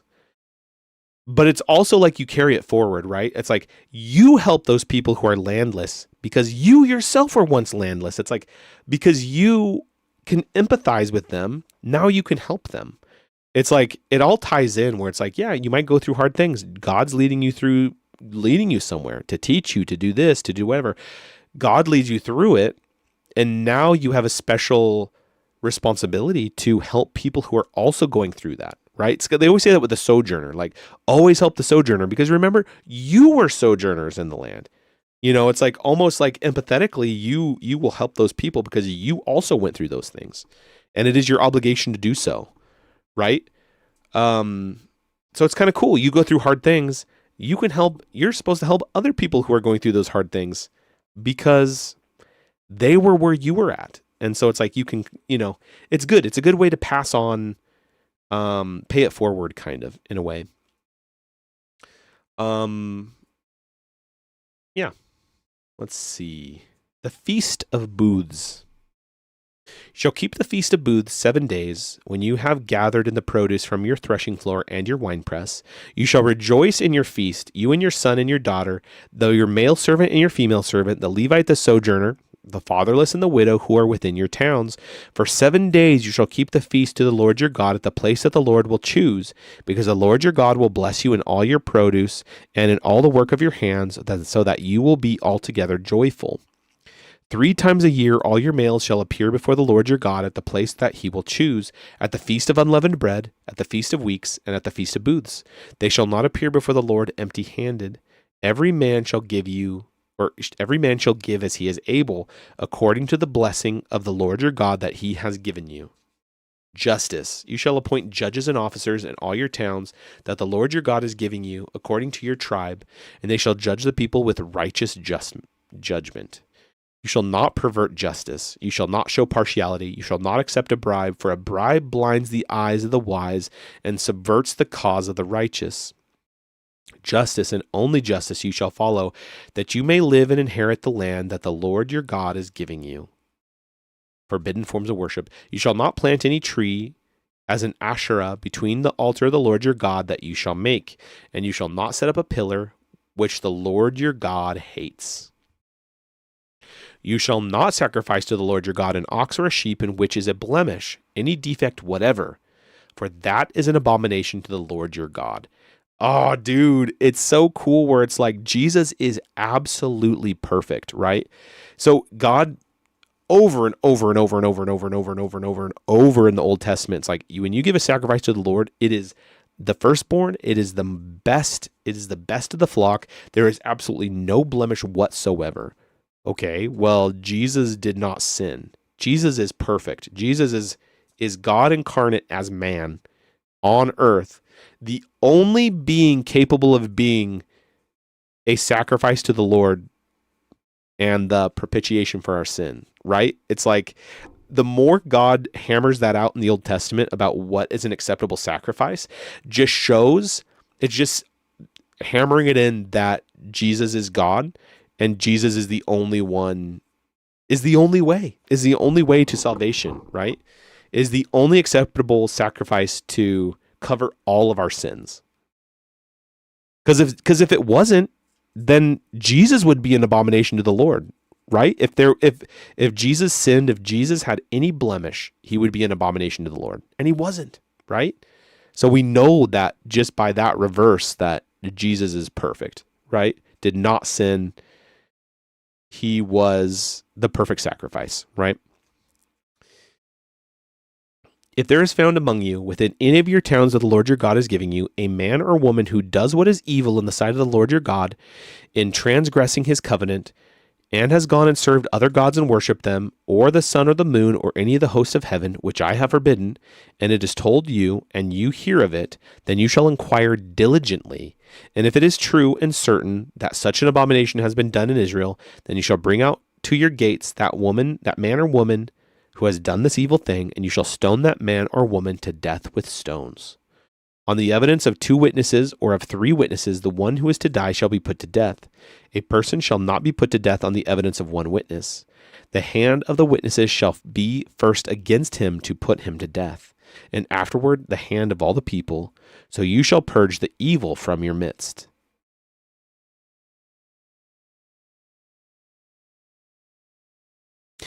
it is interesting too, where it's like this almost parallels, right? The where Jesus, they were about to stone the woman, the adulteress, right? Um,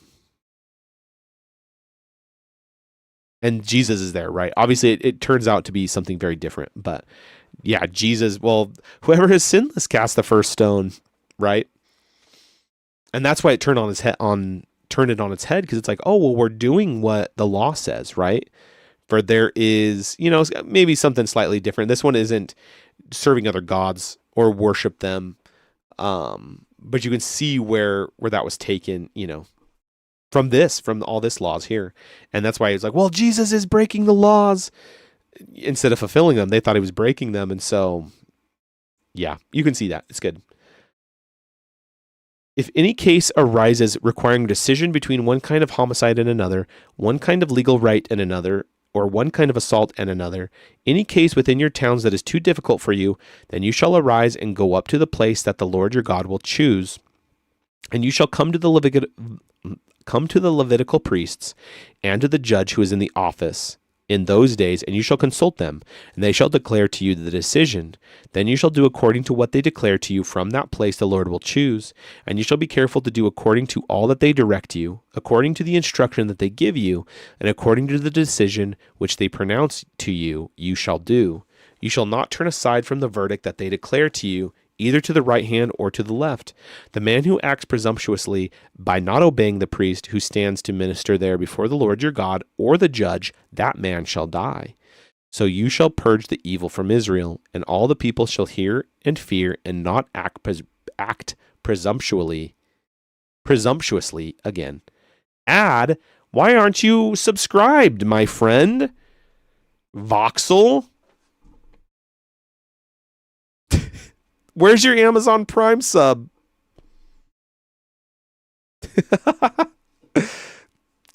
Come on, Voxel. That's some crazy stuff, bro. I thought you had a Prime sub.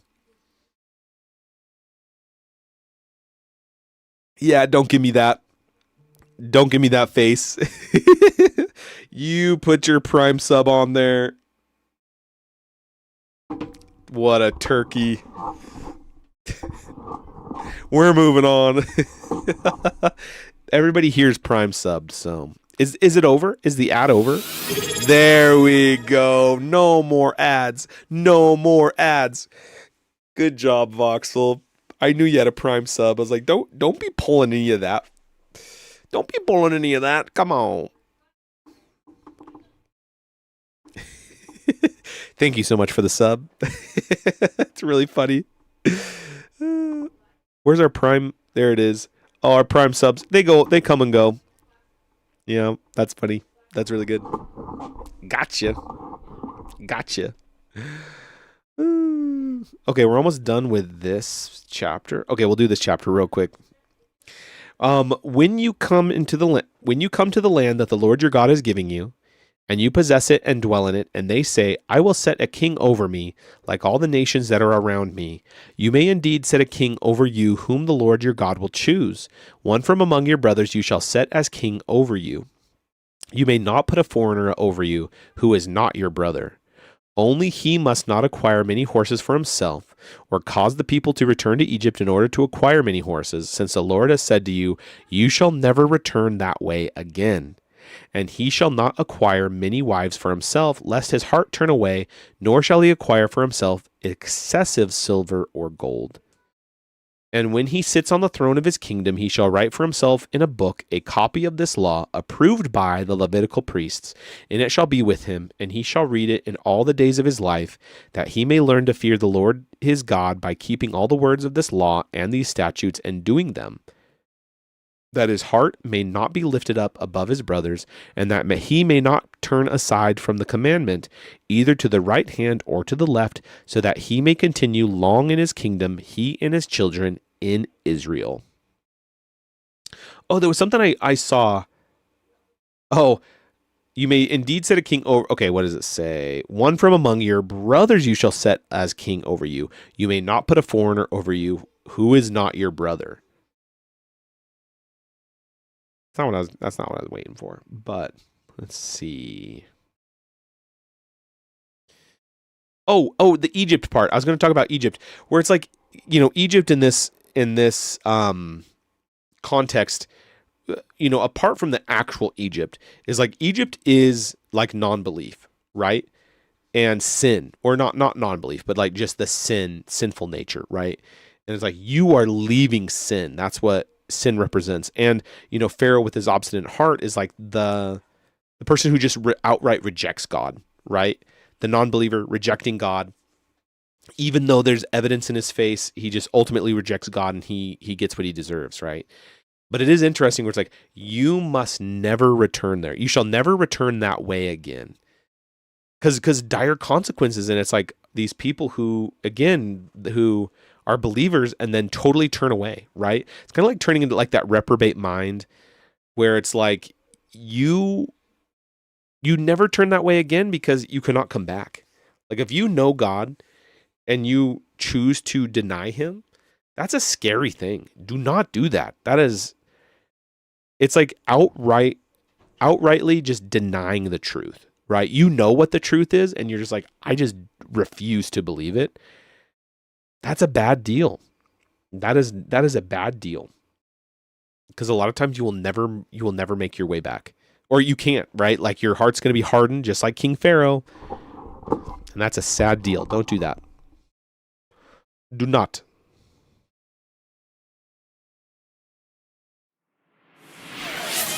And we got Sword Rents giving out subscription. Thank you, Sword Rents. Yeah, take that. You got ads. Not anymore. You got Prime sub. That's so funny. I'm glad that you I'm glad you did that. Thank you. I'm glad that Voxel did his Prime sub before you did that, because if Voxel got a free sub that wasn't a Prime sub, that would have been a sassy time. I would have not allowed it. Would have banned him. I would have banned him outright. Thank you so much, Sword Rents. That is a huge help to the community. Guys, that's awesome. You've gifted a total of 46 subs to the channel. Wow. It's pretty cool. And guys, look at this too. We've broken 100. We're at 101 followers right now. I know we've all seen it. I know I'm a broken record at this point. That's really cool. That's really cool. Boom. Boom. Bamboozled. Guys, let's just do one more chapter. So let me see what this one is. This one's provisions for the priests. Laws concerning the refuge of the city. These are kind of small. Laws concerning warfare. Oh, these are all pretty small chapters.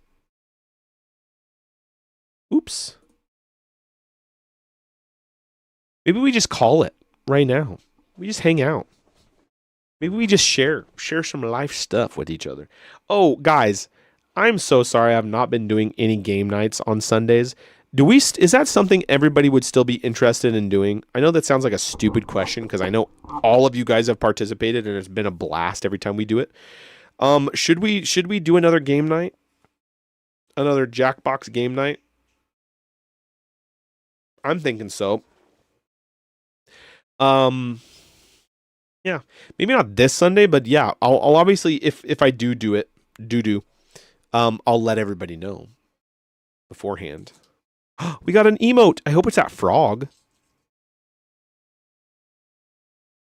I like the Sunday game night, but I recognize that. No, so here's the thing, Boss Hoss. There are turds that ruin it for everybody, but we have had some really, really good game nights. And what you can do is there's settings on Jackbox where it's like you can make it Twitch only. So you have to have a Twitch login. You have to like be on the stream. Like it's basically I can really lock it down. I'm gonna also eat this Easter candy.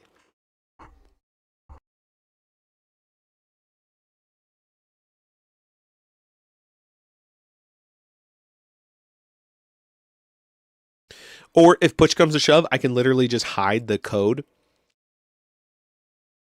and go that way. Like we can really just go whatever. It'll be fun. But yeah, we should do that again. We should do that most definitely. Okay. I got 3 votes. That's all I need. It was fun. What I need to do... Oh, guys, there's also another game I want to play. It's called Noita. Let's test it out. Let me test it out real quick.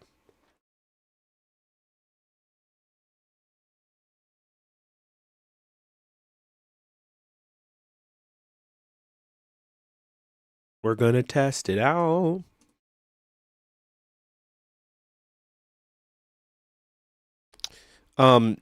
Just so we can do... See if we can test it out and get it ready for Monday. Oh no, what button do I click to change screens?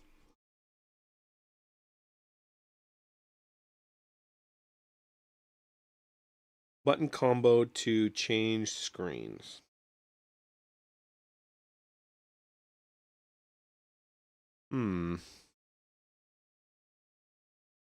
Windows key P? I don't think so.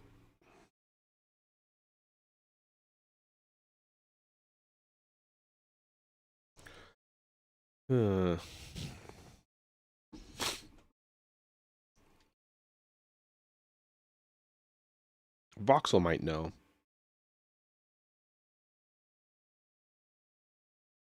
Windows logo shift. Okay.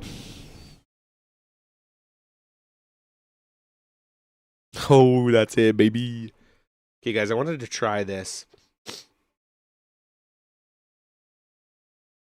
Oh, this game's on sale. Sorry, we're getting distracted.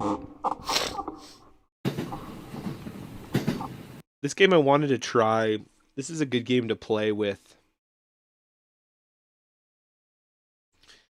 2 people. Anyway, no, that's not what I'm checking at. Library.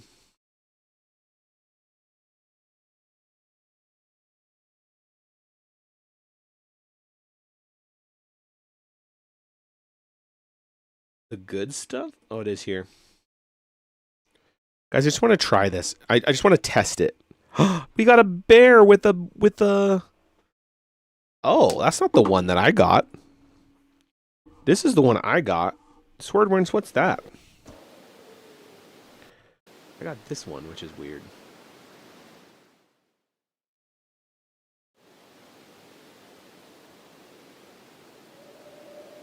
Okay. Okay, guys, this is the game.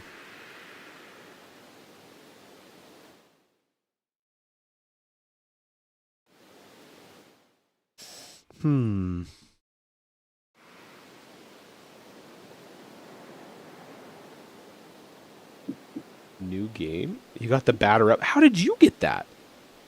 I thought it unlocked it. That's something that I got. Streaming. Here we go. Channel name connect. Okay.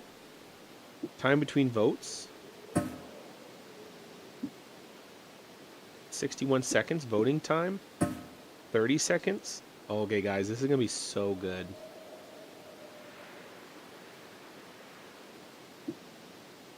Oh man, this is going to be so great. Okay, guys. This is the apply to return. So, I'm going to play this game. I don't remember playing this. I'll just do a new game. Actually, how do I do this? I need to make sure this...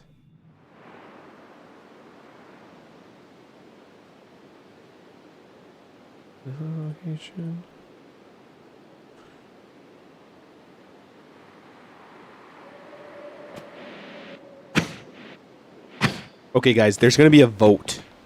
Actually, I need to make this bigger. I don't know why this is being weird.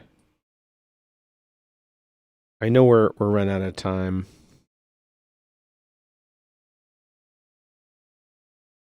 How am I not getting this capture method? Oh,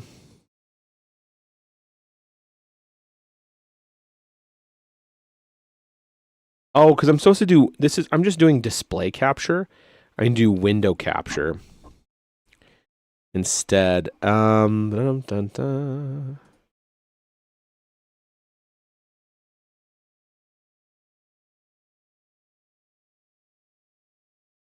Got it. So I'm going to do this.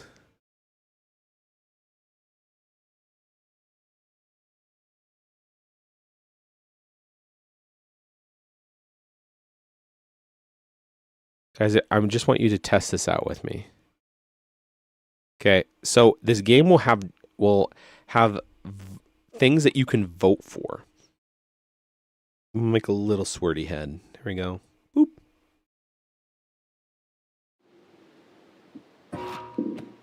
Okay, now you have voting. So in the chat, you guys can choose. Can you guys see the screen? Where you guys can vote for extreme spread, alcohol trail, lava trail, or slimy. See if it works. See if you guys see it. Try to vote.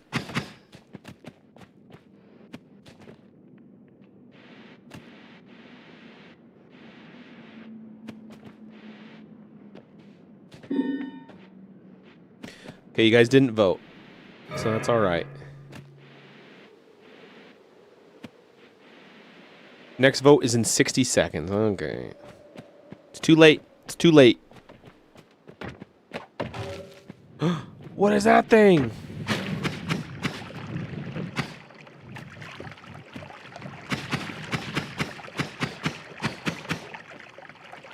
You vote by putting a number in the chat.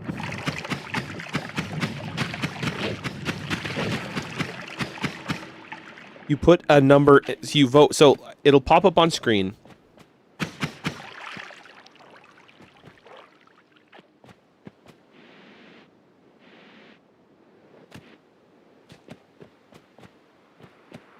It'll pop up in 15 seconds.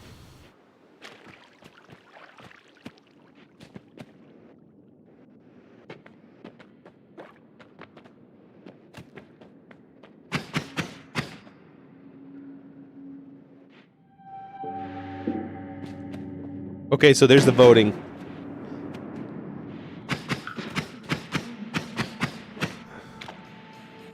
So you do 1, 2, 3, or 4.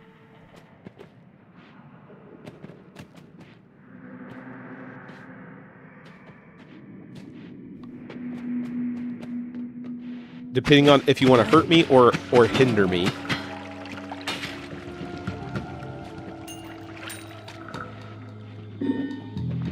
Okay, so boomerang spells. Oh no. Oh. Which is kind of fun interaction.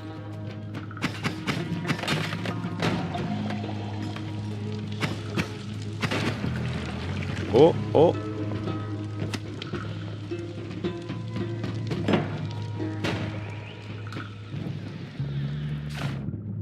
I know, I don't know either.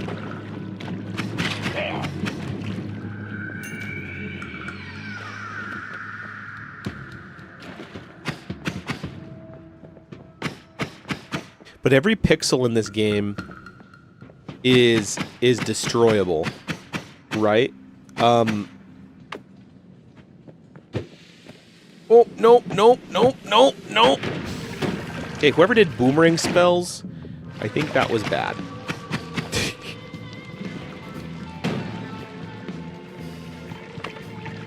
Do I still have boomerang spells? Nope, not anymore. Come on, guys. Terrible. Bell blew me up. I'm gonna die. Oh no, I died.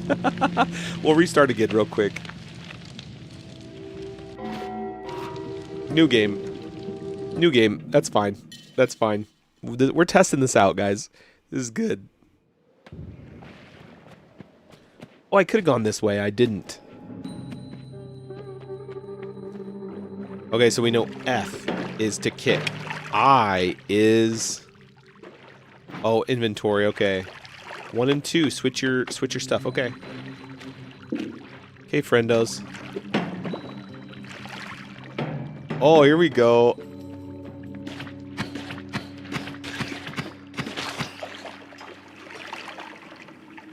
You guys get to vote now. That's fun. This is really fun. This spell is really bad. You don't remember this part in Deuteronomy? You know, this is some... We're reading out a message Bible. Don't worry about it. Oh, nice. I get the feeling you guys are going to be really, really nice about it.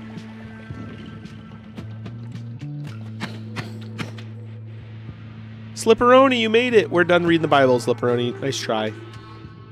We're testing out Noita, which is a game that I'm just testing out the... Oh no. Where's water? I need some water. A berserker potion? Ooh. Am I dying? Stop. Okay, like this. See, like this is... I lurked a minute during reading. I appreciate that. You being in here.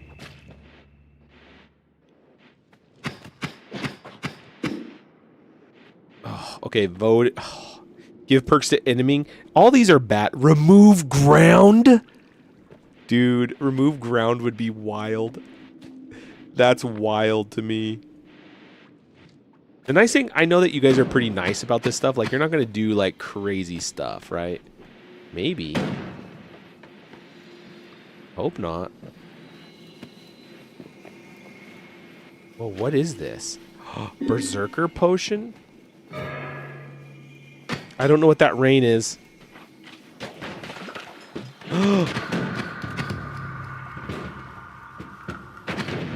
Oh no.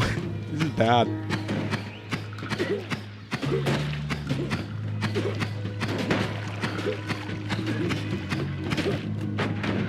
Oh no.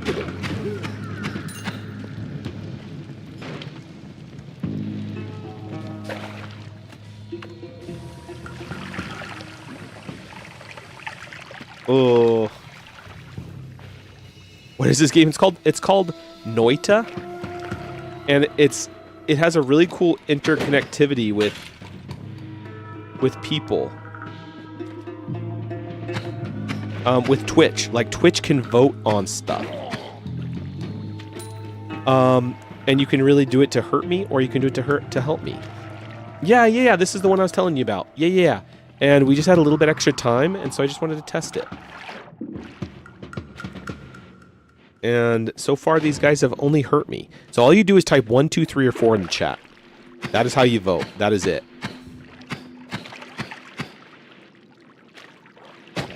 So far, Beansies only hurt me on this game. Not helped, which is surprising.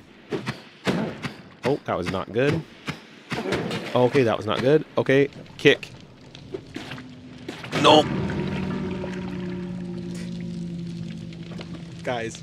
That was bad. Okay, we got time for one more. Okay, the whole point is, like, you're going to die in this game a lot. And I'm proving that. And that wand wasn't very good. Oh, no. So, I need to turn the votes down to be quicker, right?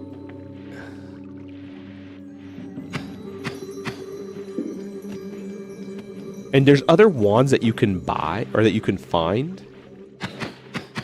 These, like, Smeagol looking dudes. One. Oh, summon friendly ghosts. Wow. Oh, there's a wand right here. I can get to it. Oh, it's a potion. Guys, look at the friendly ghosts. Look at who they are. We have Slipperoni, Zazzy, and Nox. That's so funny.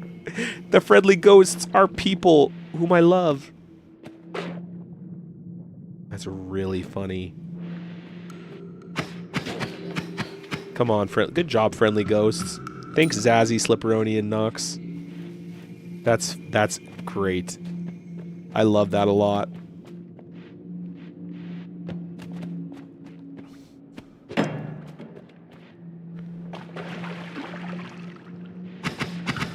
Oh wow. They crazy. They crazy.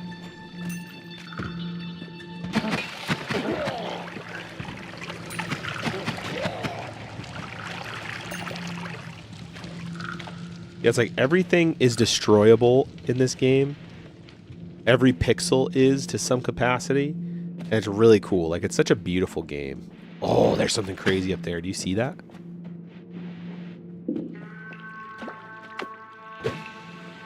Yeah, let's do boomerang shots. Yeah, that would have destroyed me.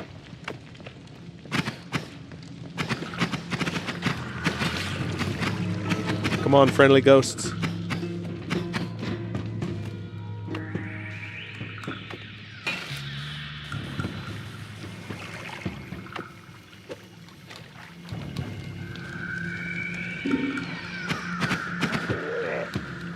Oh, wrong one. Wrong one. Oh, no.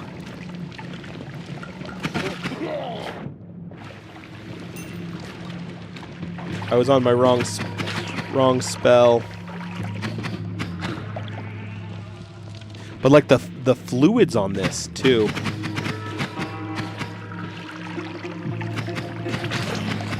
And sometimes the stuff they give you are not really nice either. Like, they give you ones that are supposed to hurt me, right? Oh,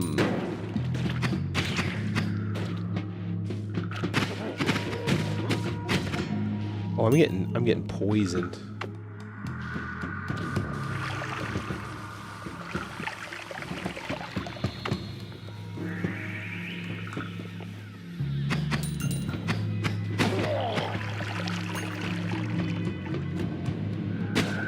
Oh, that's bad. Check this out, clan. Nope. Get out of there. Guys, good job. These ghosts are awesome. There we go. Yeah, come on, blow up, blow up. Is that lava? Uh-oh. Health plus? Yeah, you guys are too helpful. That's gonna be really good. Until somebody puts bombs everywhere, saw blades everywhere. Good job, friend. Aw, see, so helpful. There's something over here. Oh, what is this? It's like something really cool. Guys, stop shooting that. That would have blown me up. Guys, it's 9 o'clock. I gotta go. We gotta go crazy. How about this? I don't know what this is. It shocks stuff.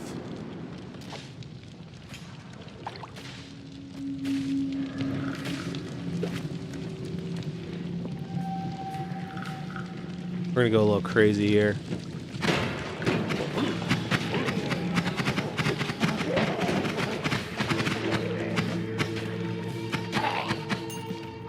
That was actually really cool.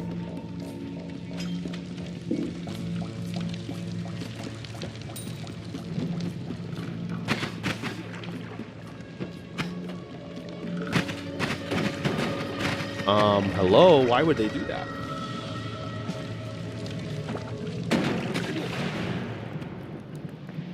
Oh, what's this? Oh, I am dying. I am dying. Ooh. Well.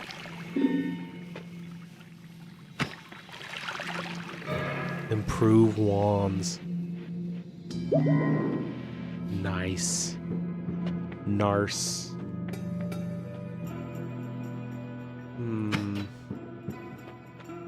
I have 204.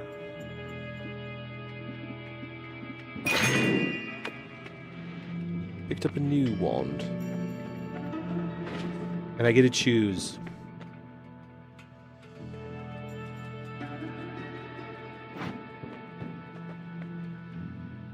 Okay, concentrated spells. Eat your vegetables. Use spells lower spread and extra damage, but have increased casting delay. I don't want any of those.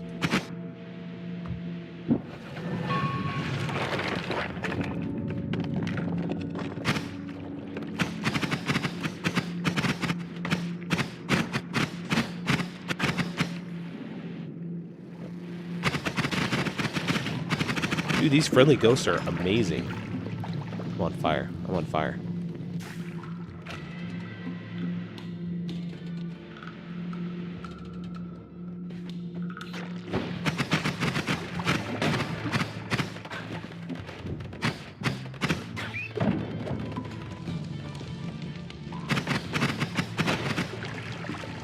Guys, okay, we'll do one more spell. Oh, no thank you. No thank you. Bouncy spells. That's amazing. Okay, let's see what this new wand does. Oh. Yes. Does it eat through stuff? Oh, sure does. Okay, that's a really good spell. Guys, we're just going to go crazy right now. Oh no, I clicked out of it.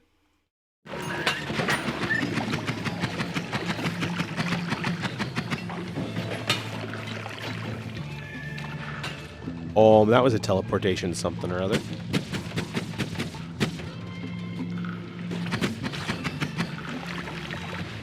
Oh, that was a teleportation something or other.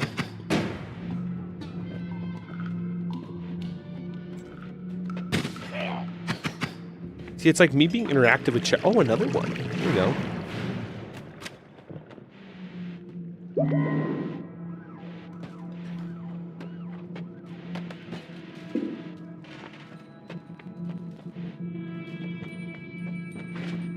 Ooh. What is this? Vampirism? Vomit near you evolves into... Okay, that's great. You levitate 75% faster. I'm going to do this one.